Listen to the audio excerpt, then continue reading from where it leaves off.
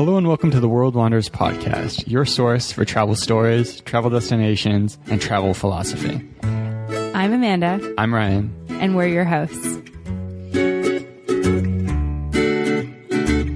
Welcome to another episode of the World Wanderers podcast. Before we get started today, we just want to send a huge shout out to our newest Patreon supporter, Patrick. Thanks for your support, Patrick.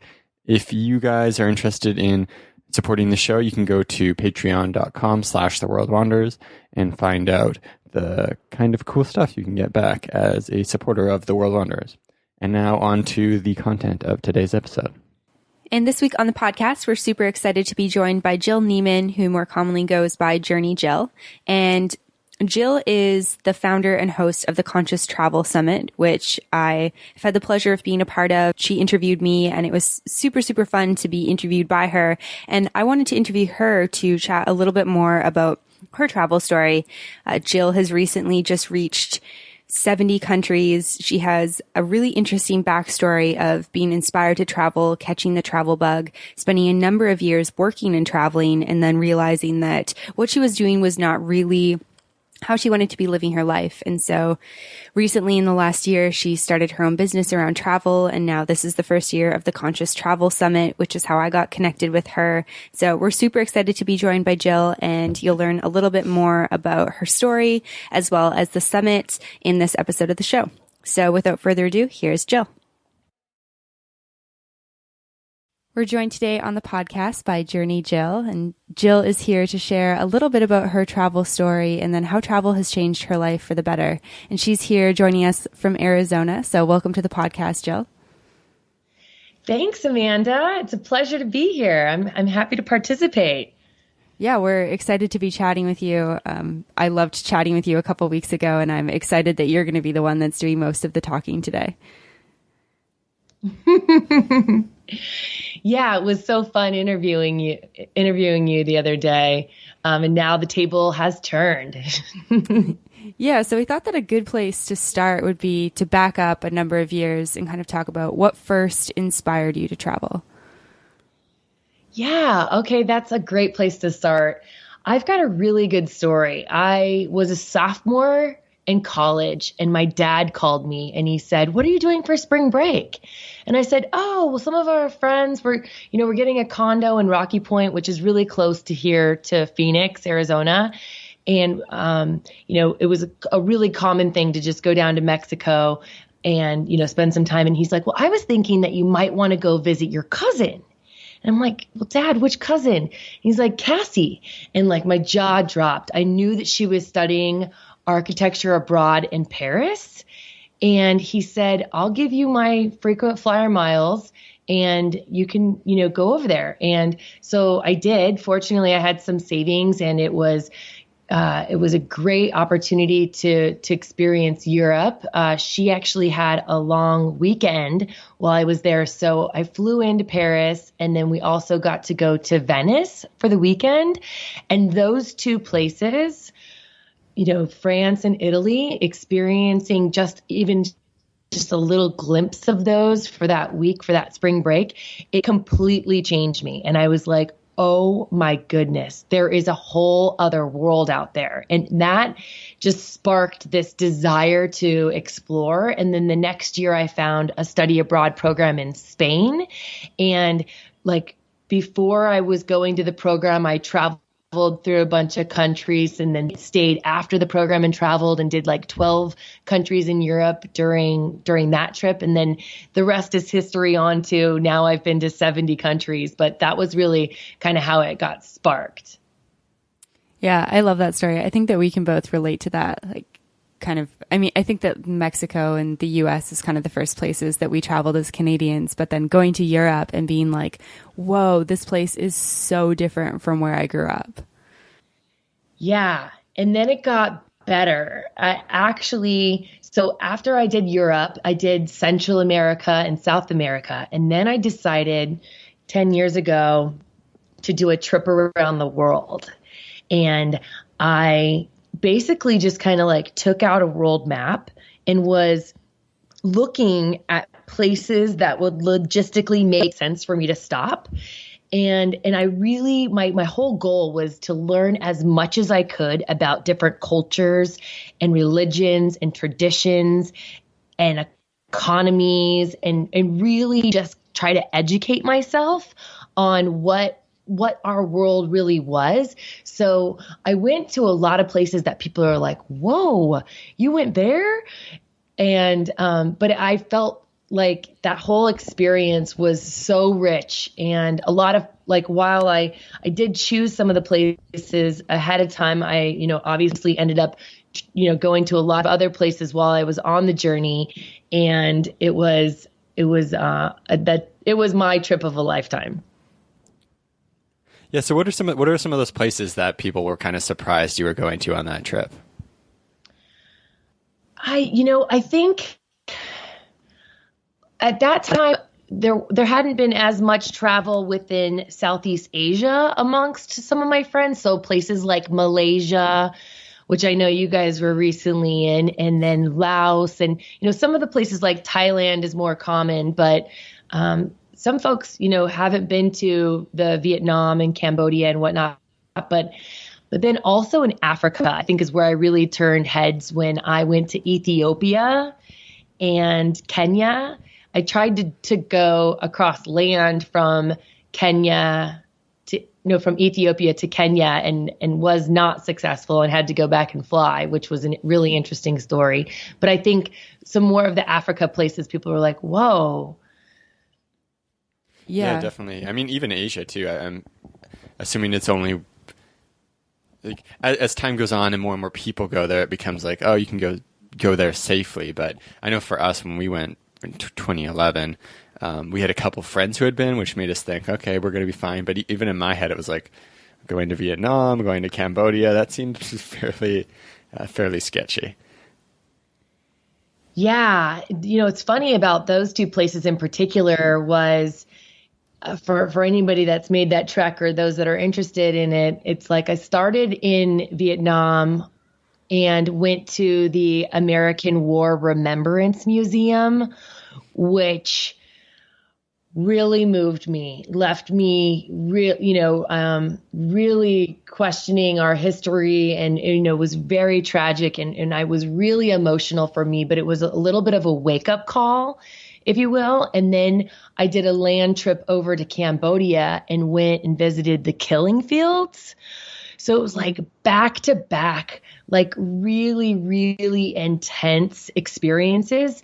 And then I went to Angkor Wat in Cambodia, and it was like this awakening, like with all, you can tour for a few days and not see all the temples and the amount of detail that's gone into the carvings, and just, all the beauty that lies within that. I think it's called the Kingdom of Wonder is what they call Cambodia. And, but it was really interesting to see, having visited these two tragic places and gone through all this emotion, and then visited this immensely beautiful place. It was like I experienced this healing even through the travel path.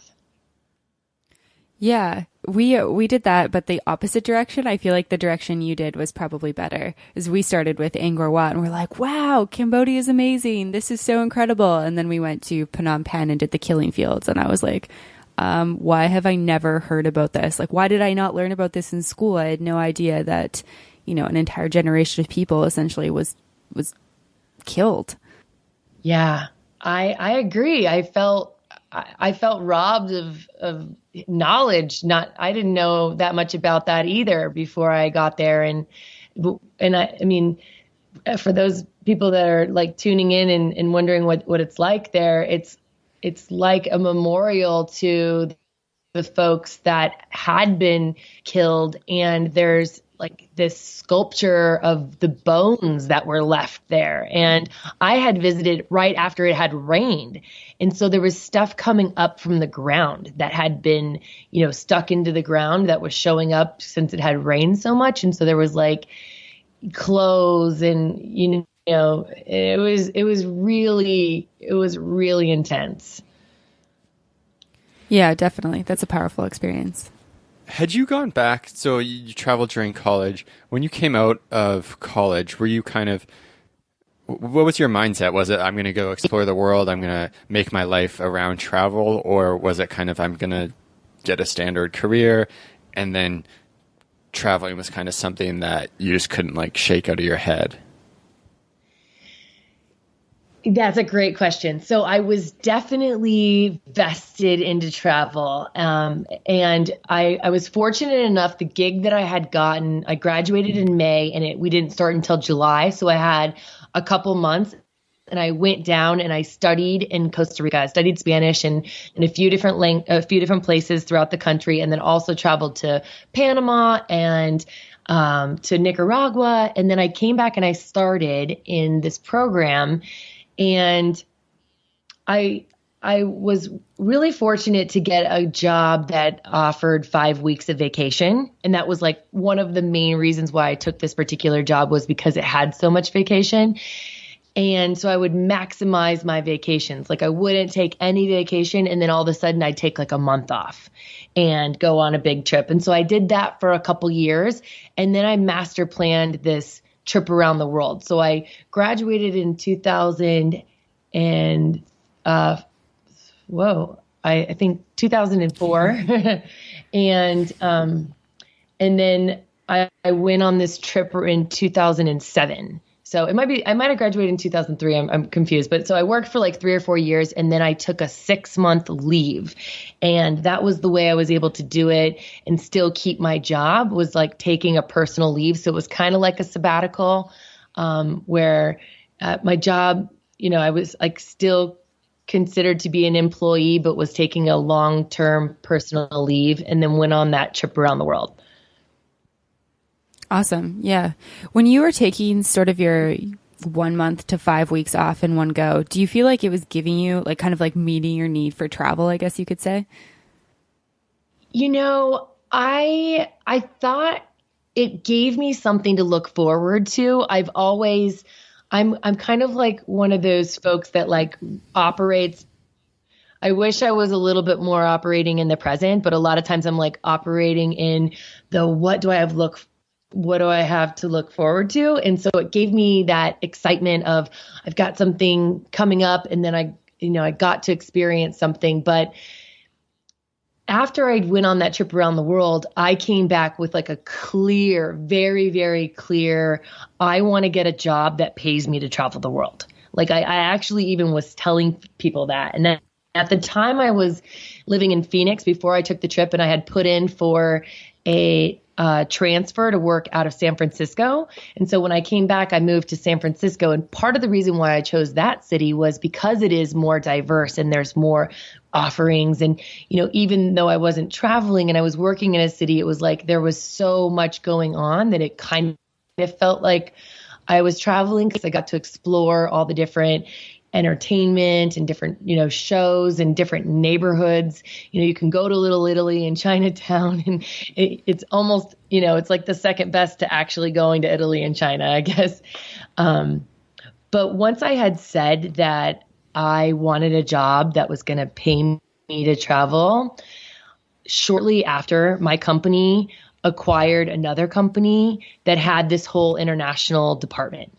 And the company I was working for didn't historically have an international department. And so it was really exciting when the new company came on. And then I heard about that the international group was hiring, and it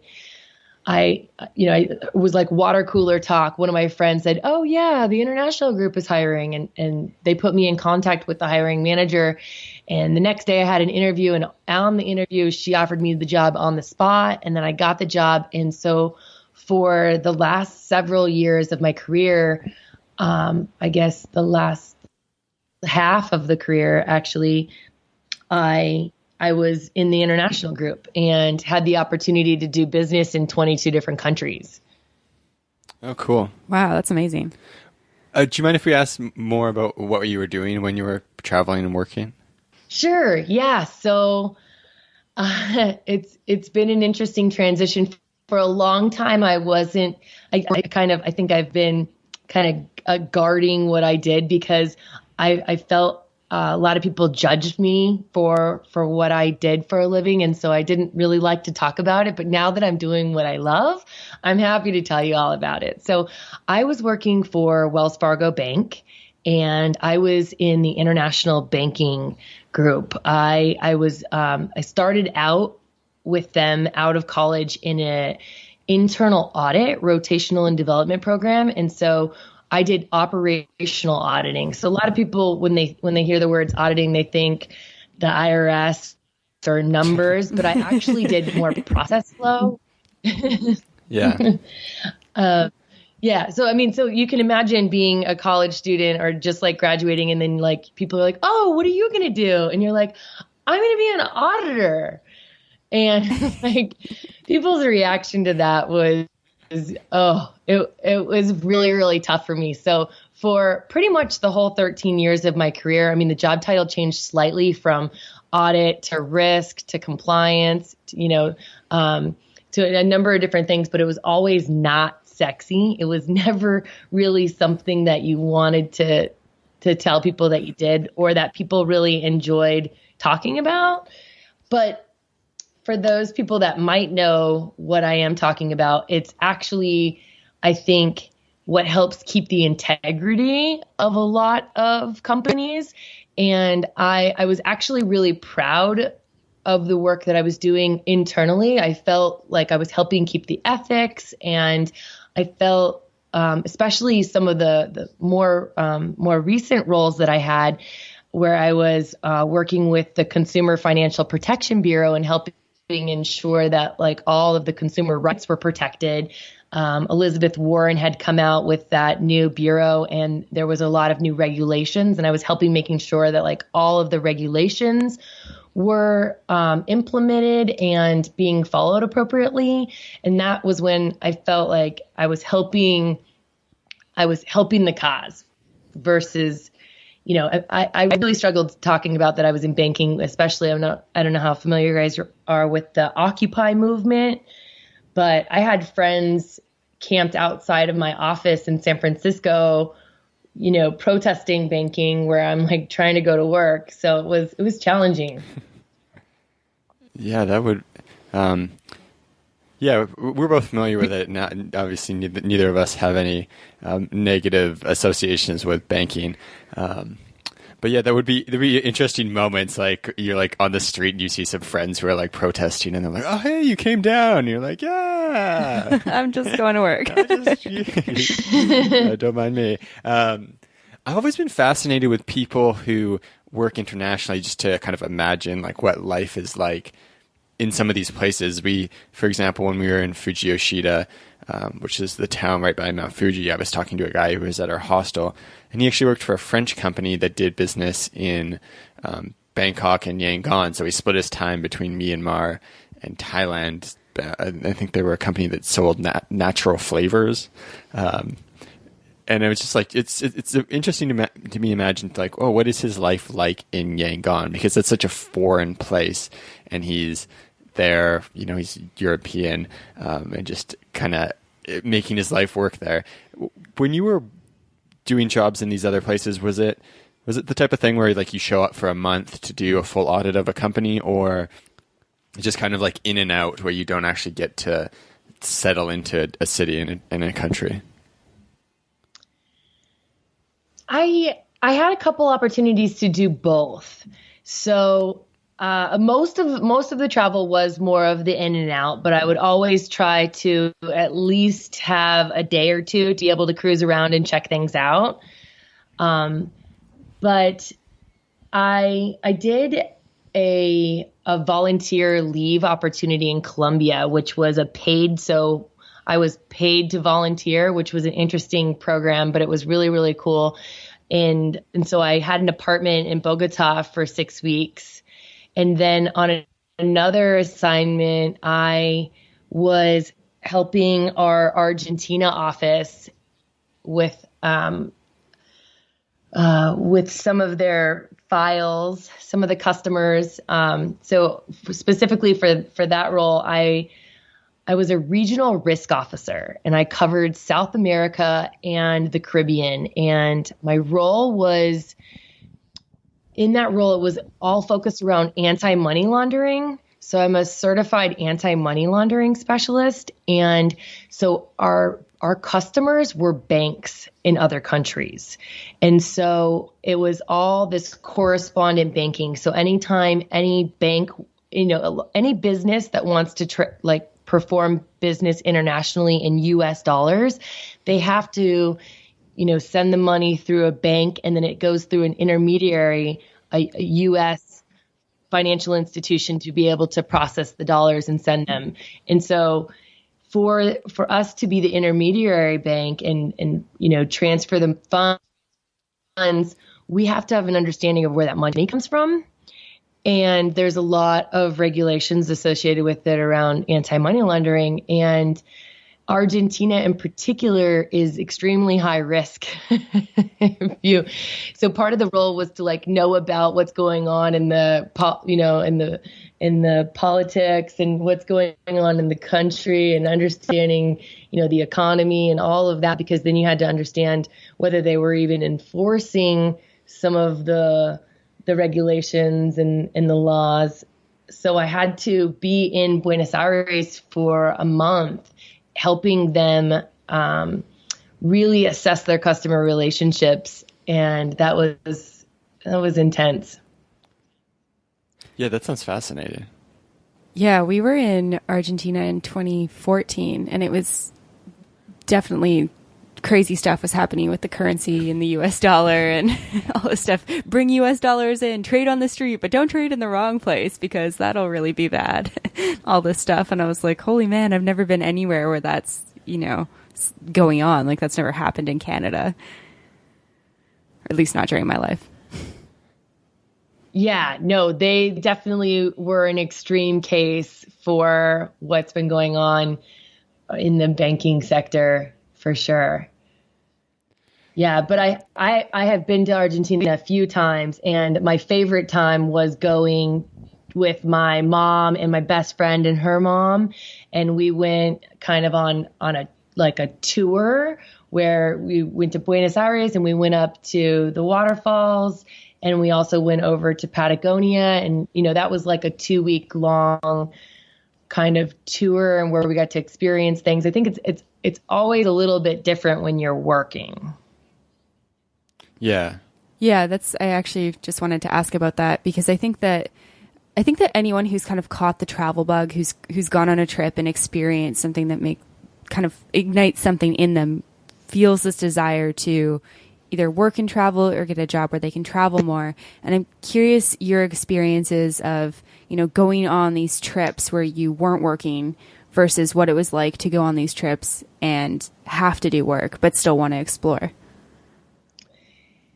Yeah, I think that, having been there and having experienced it, I think that the folks that are similar to where I was 10 years ago, saying I really want a job that pays me to travel the world, I think that it's usually not as glamorous as you think it's going to be. While I still feel fortunate that I got to go to a lot of places, and I mean, having had the opportunity to fly to Hong Kong on Singapore Air business class in your own little cocoon is an experience that I hope everybody gets. But I actually felt a little bad that I had so much space. And I know I've flown coach so many times with no space, and I feel like it should be a little more even, but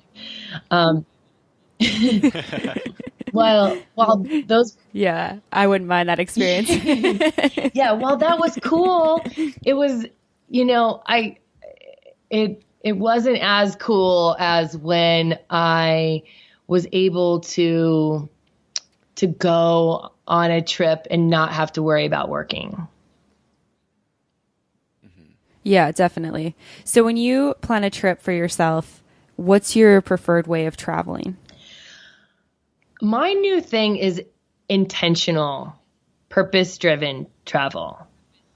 So for me, I've graduated, if you will, from the tourist type of travel. And so now if I'm going to go anywhere, it's for some sort of a retreat or like planned out excursion, or I know somebody there and there's some sort of an event happening, or I really have been called to visit a specific place or something, or I'm looking to make some sort of a shift within myself. And I know that if I have the ability to be in a really beautiful place and be hiking and, out in nature for an extended amount of time, I feel like I'm going to be able to, spark up some creativity for something. Or like, I'm just giving you some examples, but I recently I spent the winter in Central America, and the reason why I was going was for a 10-day silent meditation Vipassana retreat in Guatemala City. So I was down there for 6 weeks and traveled Belize and Honduras as well as Guatemala. And so, the whole thing wasn't purpose driven, obviously, but there was that meditation retreat that was kind of like the purpose of the trip. And then in addition to that, I really wanted to visit the sacred sites, the Mayan pyramids in all three countries, and had the opportunity to do that. And so I feel like having something specific that I'm going to do and an experience is my new thing and what I look for when I'm planning a trip. Yeah, I love that. I think that we can both relate to that as well. Like when we first started traveling, it was I guess the intention was to just kind of relax and explore and have fun. It wasn't intentional in the way of like, I'm going here for this specific purpose or culture or food or thing like that. And now we're a little bit more intentional with the way that we travel. Yeah, and looking for purpose. I remember, so we've done 2 6-month backpacking trips where we did, where we didn't have any work. We were just solely focused on travel. And the second one, as we were a bit older, I remember after like kind of 4 weeks even, we were just starting to like deeply crave some sense of purpose, other than just like, okay, sweet, we've managed to escape. But now what? There's no purpose to what we're doing. How did you kind of come to the point where you said, I need to make sure every time I travel, it's really driven by intention? Was there a moment when you were on a trip and you were like, I don't know why I keep doing this, just coming and doing tourist stuff? Or how did that decision come up? That's a really good question. I think it was just getting excited. Remember how I was talking about how I always liked to plan the trips when I was working, because then it gave me something to be excited about. And I think I started to lose the excitement, like for just taking a trip, just to take a trip.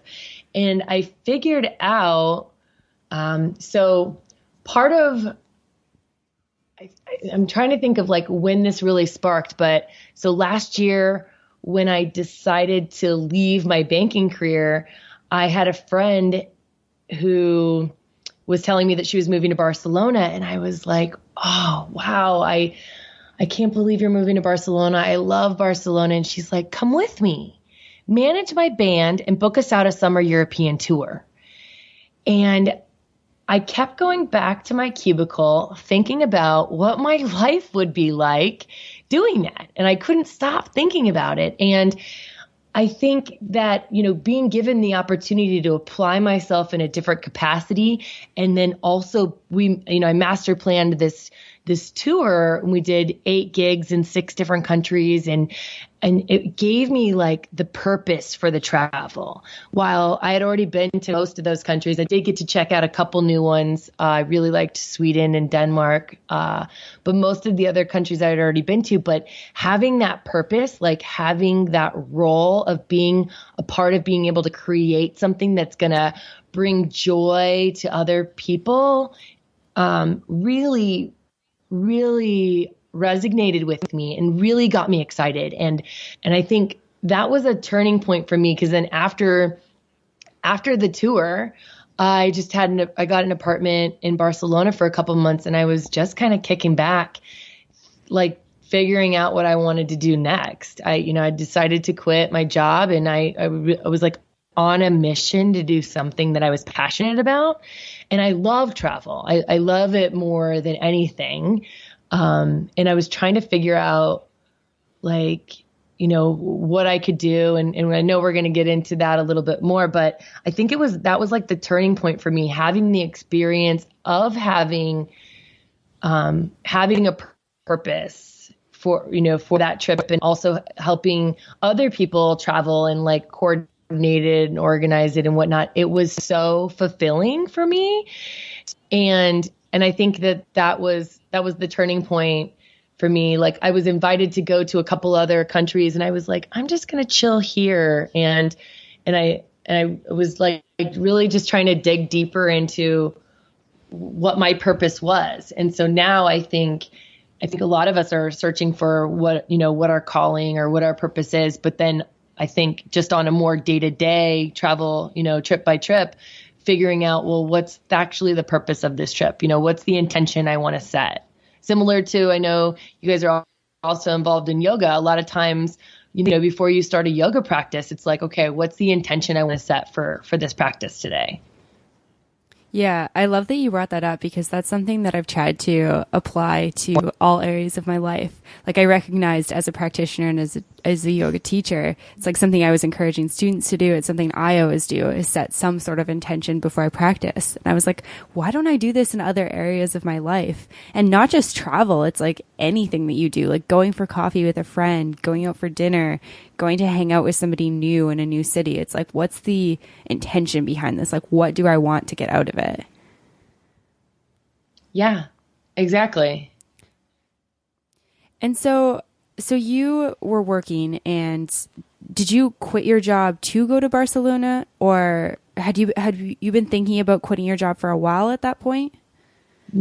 So it was Halloween of 2015, I guess now. And I was hanging out with my friend, celebrating Halloween. And that was when she had mentioned Barcelona to me. And at that point, I had not been thinking about quitting my job. I had been enrolled in a seminar that was about living passionately.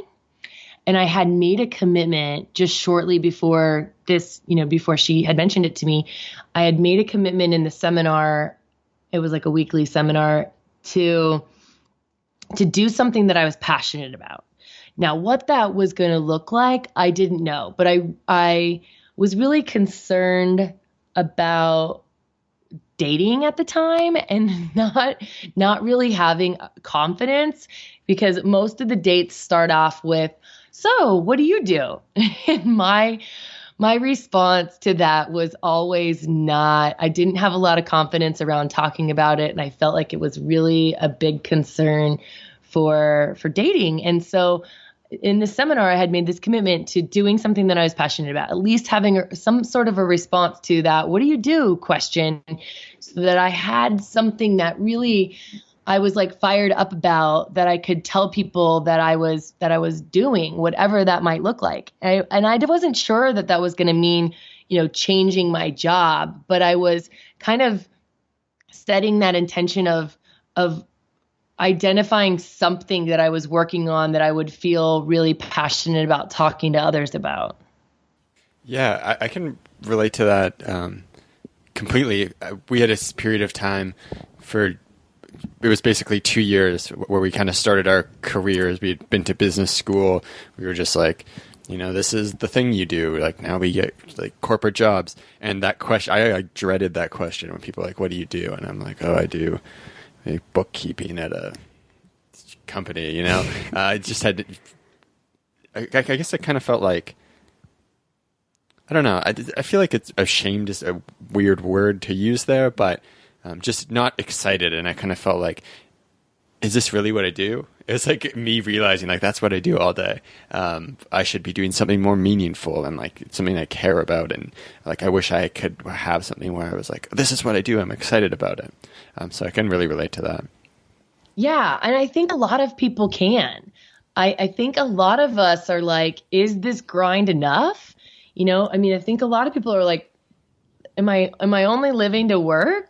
And, is the weekend's only 2 days, so I think a lot of people are really striving to have, some sort of a job that they're passionate about. And so in October, in that, on the Halloween, when she said, presented me with the offer to go on the tour, it wasn't until April that I quit, but I was waiting to get my bonus that came in March, and then I gave notice. But so during that time period, I had some more time to process and think if this is really what I wanted to do. And I didn't really know what was going to be next, but I knew that I wanted it to be something that I was passionate about. I think this is always interesting to me because we talk to a lot of people who have kind of come to that point and said, there is a different way I want to live my life. And usually they encounter some resistance. What were people around you, like whether that's coworkers, family members, thinking when you were like, oh, I'm not just quitting my job, I'm kind of quitting my career in a lot of ways and going a completely new direction? Yeah, well, okay. So to be completely honest, I started by taking a 6-month leave again. So I knew I was quitting, but by taking a leave, you stay on insurance a little bit longer, and there's a few other benefits. I mean, you can just, if you do decide to come back. So I think that instead of like a complete break at that time, I said that I was taking another 6-month leave, which I had done 10 years prior. And so I think that a lot of people, similarly to before, I think people thought that I might come back. But I was getting a lot of people are really fear-based and really concerned around security and having enough money and, all of those types of things. And so there was definitely that popping up as well. But there was a lot of folks that were supportive as well. So it was kind of a mixed bag. Yeah, I think that we can relate to that as well. And then what was your headspace like? Like, so you've been doing this job for a number of years at this point, and you're taking this massive leap to do something that you're super passionate about, but it's also really scary. I was fired up. Right after I had enough time while I was, planning the tour, I did the Whole30. Basically, it's like a clean eating. It's like the ultimate clean eating. And I saw incredible results. I lost like 20 pounds, and I don't think I'd ever looked or felt as good as I did during that time. And it's a big commitment in the sense that you're pretty much preparing all of your meals, and you're being really picky about all the oils you're using and everything that's going into your mouth, you are paying really close attention to. And it was really nice to have the time to be able to do that and to explore, some new recipes and to just kind of like put myself first. And I think one of the ultimate ways of putting yourself first is by paying attention and making time for meal preparation and, and what you're eating. And then also I was doing yoga like every day. So between the clean eating, the Whole30, and doing yoga every day and planning this jazz band's tour, I was on cloud 9. I mean, and I'm not sure that I've ever been happier. It was fantastic. I was like really, really, really excited, feeling great. I had no regrets. I fortunately had saved enough to be comfortable and was just really enjoying life. That's amazing. I love the feeling of quitting something and to do something that you love, and then just like, I don't know, that feeling of that you can't stop smiling and that it's like your whole body's become like weightless or something like that. Yeah. Yeah. And literally a lot lighter, 20 pounds. Yeah, that's amazing. And so I want to jump into you starting your business and kind of, following this dream and your love of travel. When did you, or what was the process like of actually like starting your own business? So it kind of started, well, in a sense, even though it wasn't as formal, it started when my friend asked me to manage the band and the tour, right? That was like she saw some skills in me that she thought I would be good at and be able to help. And so that was like the first aspect of me actually applying it. And then afterwards I had, some family and friends ask me if I could help plan vacations for them. And I had one friend, her sister was turning 40 and they wanted to go on a family trip.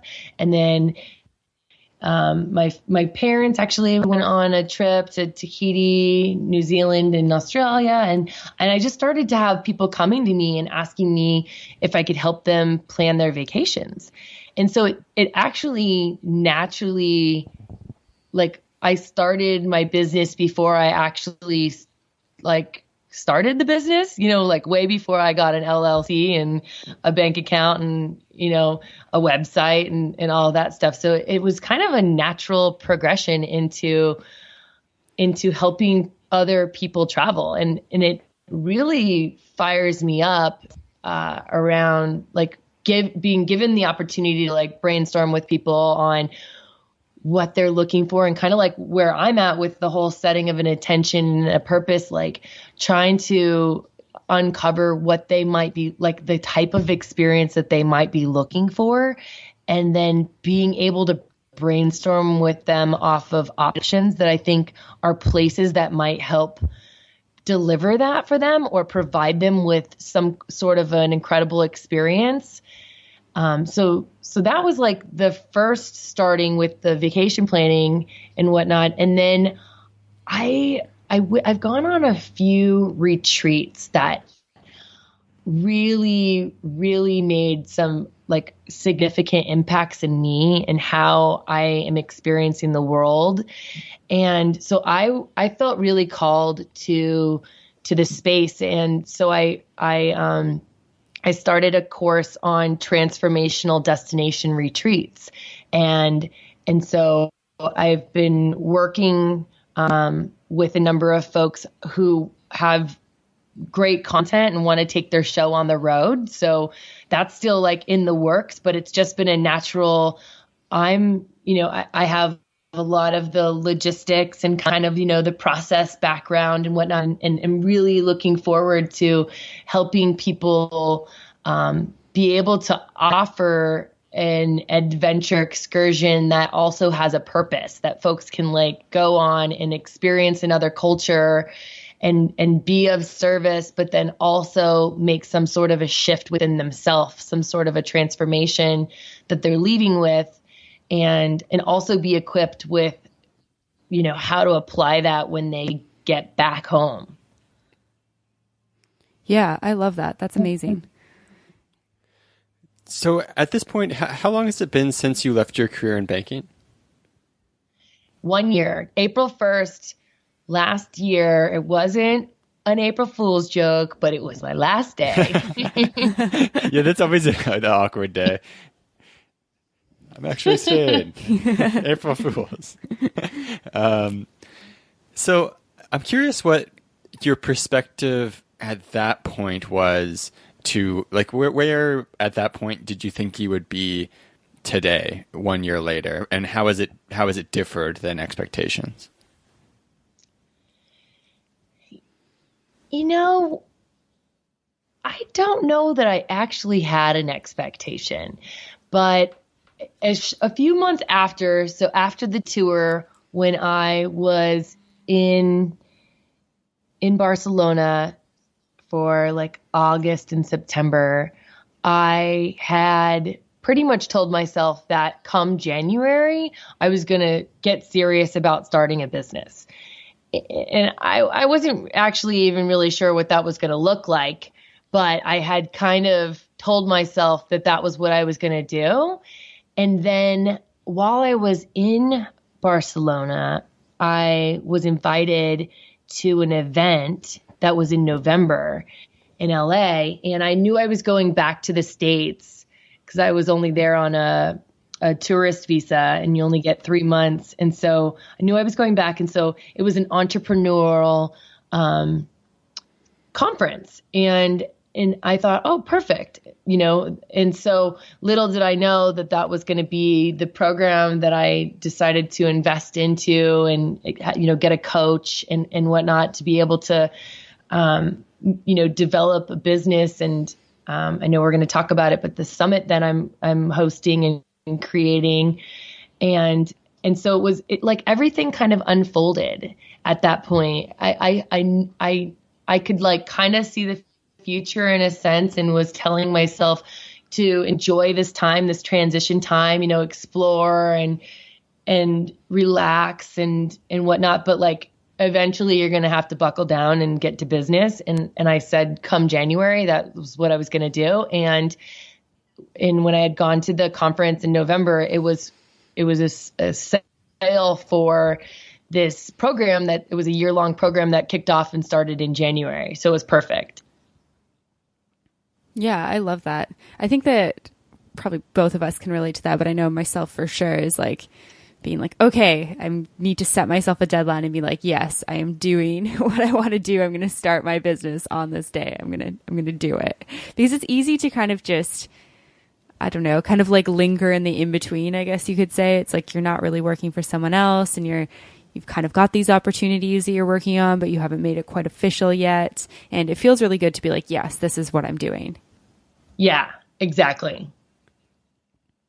And so I'd love to dive in to talk a little bit about the summit that you're hosting, and maybe start with, where the idea came from to host this summit. Yeah. So basically the program, that I'm in, it's all about building a business around something that you love and something that you're passionate about. And so for me, that's travel.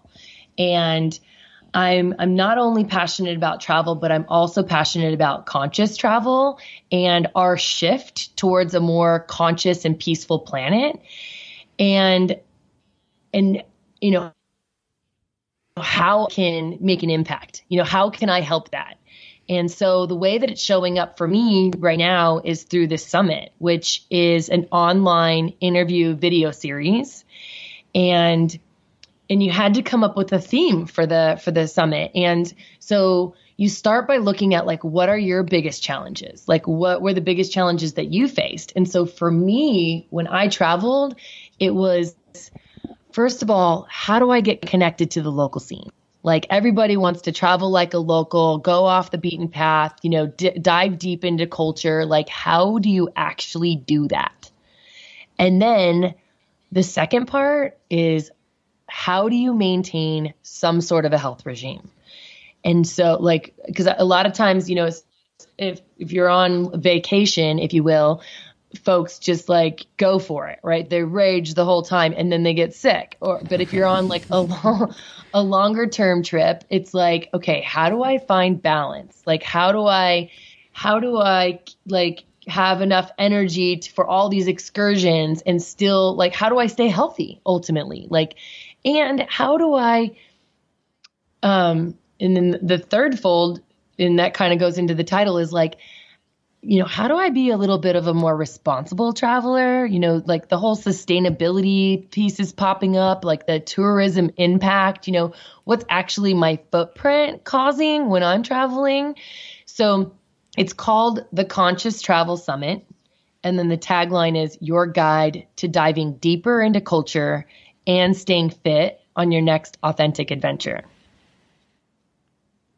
Cool. Yeah. I love the concept of that. It's something that we've thought a lot about, or at least that I've thought a lot about, because I had the same experience growing up. It's like I took 1 or 2 week vacations with my family, and it was this time where I didn't have to eat vegetables. I could be totally gluttonous at the dessert bar.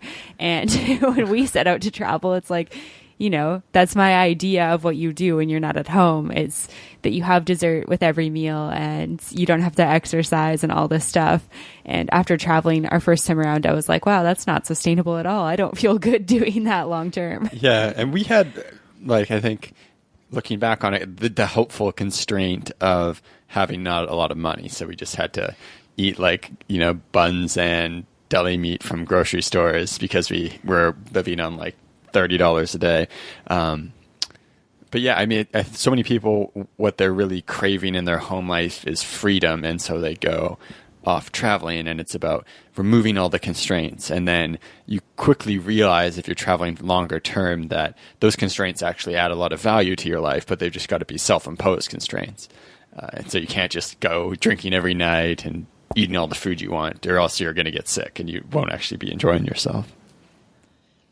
Exactly. And so I think, for folks like you guys and myself that have traveled more, we've come to the realization, like through our experience, that you're going to be better off if you set some boundaries for yourself, and you have some routines that you implement, whether it be a morning meditation, or like making sure that where you're going has access to hiking, or like a gym, or that you have like some yoga flows on your phone, or whatever it's going to be, but like you have a little bit of a plan, or like once you're there, you actually make it a priority to try to have some sort of a balance, and, fitting in fitness where you can, but then also, looking for opportunities to eat clean, or, like be prepared with your food. I think and on the summit, it's been really cool. So basically I've got over 21. I actually have got 22 right now, which is cool. And maybe a couple more. There's still a little bit of time to bring on a couple more folks, but so I've got 22 experts. And they're either in travel, health and wellness, or fitness.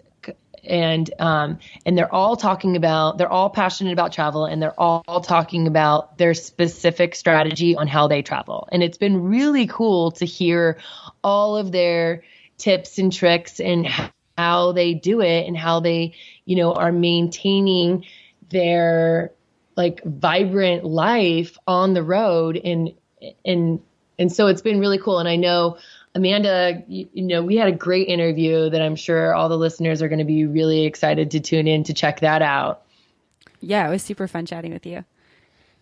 So what are some of the people I think recognize the skills, the obvious skills that you need to consciously travel, have a healthy trip, like, understanding your diet, obviously some logistics skills are kind of the ones that jump to mind. What are some of the skills that have come up through the summit interviews that are kind of like unexpected, that aren't like, obvious about, sorry, this question is kind of convoluted. But like the skills that maybe people who haven't traveled much wouldn't really realize are important to having a fulfilling trip. Does that make sense? That question? Yeah. I think I could take it a number of different ways. And I think I might give a couple examples. So first of all, like some of the completely, new to me even, tips.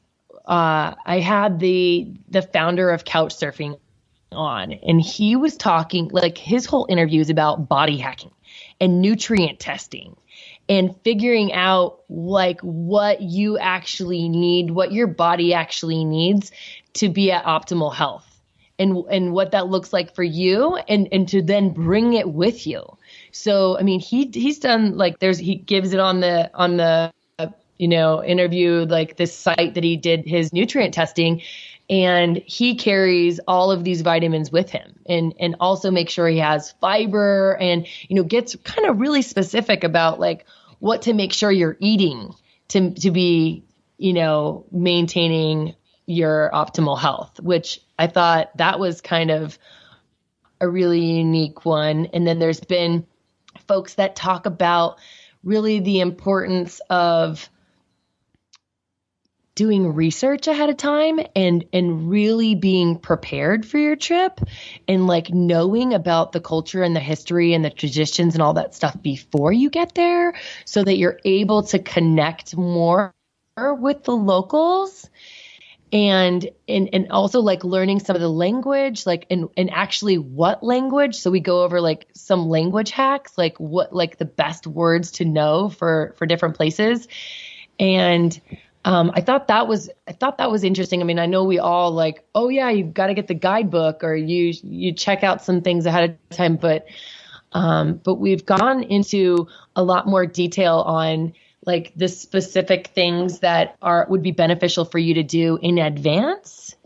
And then also like once you're there, like how to find local events and how to connect with people. And I don't know if I'm getting as specific as you were looking for, but in the conversations, like all of them get pretty specific into like what apps they might be using or websites. And it's been interesting. And then some of them get like, I'll be honest, a little woo woo, which I can go there. And I think you guys probably could go there too. But I mean, they go as far, like one of the girls is like her free gift, because all the experts are giving free gifts. Her free gift is like how to create a travel altar and, you know, some like body mapping meditations that you can do to help like shift things for you. And then another girl talks about like thanking the place as you're leaving and like leaving anything that didn't serve you there and not taking it with you. And so, I mean, some of them are really, really interesting and kind of different than you would expect. Yeah. That's cool. Yeah. I think it's interesting to hear about other people's kind of like travel rituals and the things that are maybe like non-negotiable for them in a certain place, like with their routines or their habits. And those are the things that kind of keep them on their conscious path or their healthy living. Yeah. And even something as simple as like the habit of saying thank you to a city as you leave. If you think about it, like literally, it sounds a bit strange, but the practice of like consciously thinking about what you liked about a city and what you're grateful for about your experience there every time you leave a city, that would really add a lot of value to your life if you're really aware of it, instead of having it be this type of thing that you think about maybe every, 2 months. You're like, oh, I really enjoyed that thing there, when you're reminded of it. Yeah, I completely agree. And I think, even going as far as journaling about it as well, and then, being able to reflect back on it could be powerful too. So we want to be conscious of your time here, and we're coming just over an hour, but I have one last question, if that's all right. Yeah. So I think a lot of people who listen to the show are kind of maybe in the position you were maybe like 2-3 years ago, where they've kind of identified some things they like doing, but maybe in their career, they know their career isn't necessarily like the thing they want to be doing for the long term, but they don't really know how to make that transition. Do you have any advice for yourself from that period of time about how things have turned out maybe different than you've expected, or when's really the right time to kind of make the leap? Yeah. I think there's a lot of resources out there to help support people that are in this particular shift. I mean, I'm in one coaching program, and then I actually today did an interview for another guy that's going to be a part of the summit who runs fizzle.co.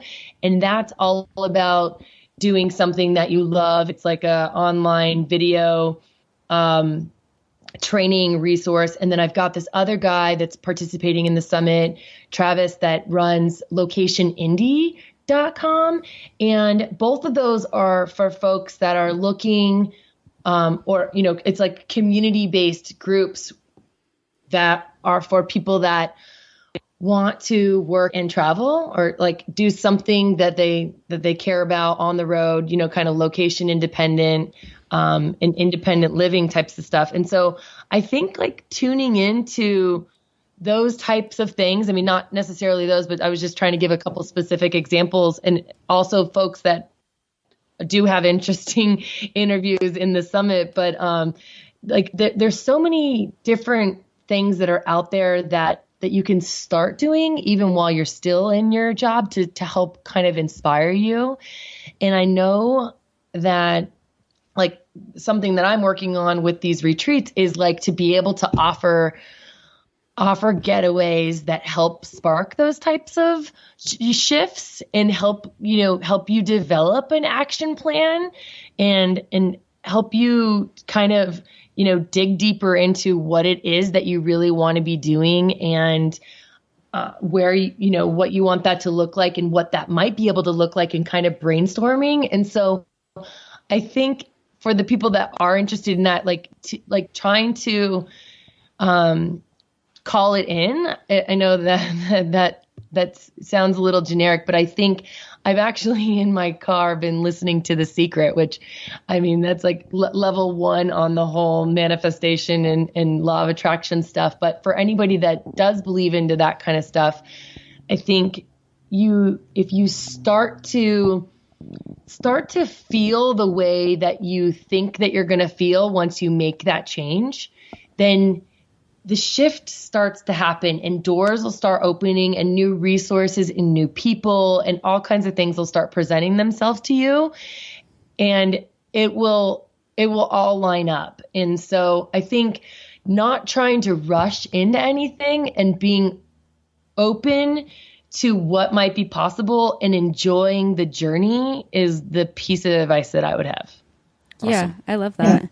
And so where can people go to find out more about you? And then second to that, where can people go to find out more about the Conscious Travel Summit and to tune into that? Yeah. So the site for the summit is conscioustravelseries.com. And that will be where folks can tune in to the summit. And it starts on May 8th. So folks will be able to start opting in and saying that they want to attend. And then starting on May 8th, for the folks that have signed up, it will run for 11 days. And each day I will be sending out an email with the link to 2 of the interviews. And so that's the way that the summit will work. And it's going to be really exciting. I'm actually, honestly, from, like really, really honored for all the folks that decided to participate. I think that they're all really unique and have a lot of really awesome strategies for traveling. And also a lot of them are in line with, making some sort of a personal transition or transformation and, all kind of on the path of like living the best life that's possible. So again, it's Conscious Travel Series. It does, the web address doesn't have a "the" in it. So it's just conscioustravelseries.com. And then my website is JourneyJill.com. Amazing. Awesome. Thank you so much for your time today, Jill. It was awesome chatting with you. Yeah. Thanks for coming on. Yeah. Awesome. Thanks so much for having me. I really appreciated it. This was fun. To find more information, relevant links, and photos talked about in this week's episode, check out theworldwanderers.com. If you have a question, comment, or feedback, send us an email at info@theworldwanderers.com. Join our community on Facebook at The World Wanderers or on Twitter at WorldWanderers1. As always, thanks so much for listening. Have a great day. Bye.